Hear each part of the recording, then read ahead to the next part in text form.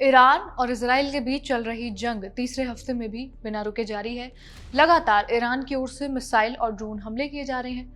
15 मार्च को ईरान ने इजराइल के खिलाफ अपनी उस मिसाइल का इस्तेमाल किया जिसे इंटरसेप्ट करना आयरन डोम के लिए भी आसान नहीं माना जाता। इस मिसाइल का नाम सजल मिसाइल है। ईरानी मीडिया के मुताबिक पहली बार इस जंग में इस बैलिस्टिक मिसाइल का इस्तेमाल हुआ है। खासियत यह है कि लॉन्च के बाद ये मिसाइल अपनी ट्रेजेक्ट्री बदल सकती है, जिगजैग भी चल सकती है, जिस वजह से इसे रोकना और भी ज्यादा मुश्किल हो जाता है।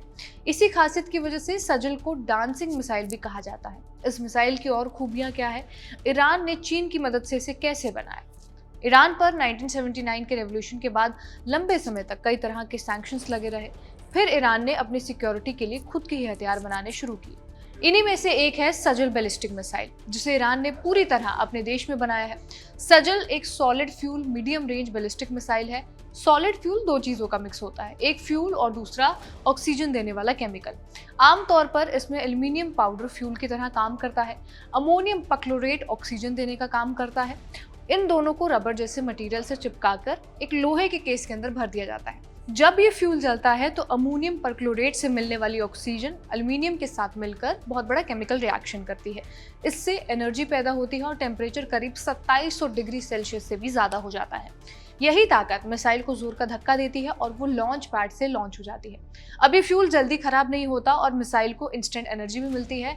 इसी कारण इस मिसाइल को सड़क के जरिए भी आसानी से एक जगह से दूसरी जगह ट्रांसपोर्ट किया जा सकता है। मिसाइल को ईरान ने 2009 में बनाया था, पर इस मिसाइल को बनाने की नींव 1990 के दशक में ही पड़ गई थी, प्रोजेक्ट ज़ेलज़ाल के जरिए, जिसमें शॉर्ट रेंज रॉकेट और बैलिस्टिक मिसाइलें बनाई गई थी। उस समय ईरान ने अपने वेपन सिस्टम को बेहतर बनाने के लिए कई देशों से मदद ली और इसमें चीन का भी नाम आया था। सजल का पहला टेस्ट 2008 में हुआ और फिर 2009 में लॉन्ग रेंज टेस्ट हुआ। इसके बाद 2012 के आसपास इसे ईरानी मिलिट्री में शामिल किया गया। इससे पहले ईरान की जो पुरानी मिसाइलें थी जैसे शहाब मिसाइल, वो लिक्विड फ्यूल से चलती थी, जिन्हें लॉन्च से पहले भरने में ज़्यादा समय लगता था। इसी कारण सजल को बनाया गया। इसकी खूबियाँ क्या क्या है? ये मिसाइल करीब 18 मीटर लंबी होती है, लगभग 1.25 मीटर चौड़ी, वजन करीब 24,000 किलो और लगभग 700 किलो का वॉरहेड अपने साथ लेके जा सकती है। आम विस्फोटक भी लगाए जा सकते हैं और न्यूक्लियर वॉरहेड भी ले जाया जा सकता है। मिसाइल की सबसे बड़ी ताकत उसकी रेंज है, लगभग 2000 से 2500 किलोमीटर तक। इसका मतलब है कि ये पूरे वेस्ट एशिया के लगभग हर हिस्से तक पहुंच सकती है और इसमें इजराइल और अमेरिका के आर्मी के बेसिस भी शामिल हैं।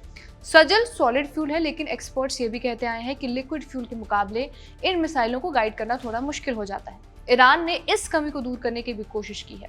2021 में ईरान ने बताया कि उसने अपनी मिसाइल को अपग्रेड किया है। अब इसमें बेहतर इनर्शियल नेविगेशन सिस्टम लगाया गया है। ये क्या है? ये एक ऐसी तकनीक है जिससे कोई मिसाइल, रॉकेट, जहाज, ड्रोन बिना जीपीएस के भी लोकेट किया जा सकता है। इस सिस्टम में कुछ खास सेंसर लगे होते हैं। ये सेंसर लगातार मापते रहते हैं कि मिसाइल कितनी तेजी से और कितनी बार मुड़ रही है। इन दोनों चीज़ों से कंप्यूटर ये तय करता है कि मिसाइल अब किस जगह पर होगी। दूसरा, इसमें जेट वैन कंट्रोल सिस्टम भी लगाए गए हैं। आसान भाषा में कहें तो इंजन से निकलने वाली गैस को मोड़कर मिसाइल की डायरेक्शन बदलने की टेक्निक।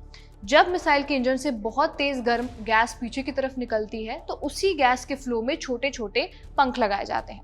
जब इन पंखों को थोड़ा सा घुमाया जाता है तो गैस का फ्लो भी उसी तरफ मुड़ जाता है और मिसाइल का डायरेक्शन भी बदल जाता है।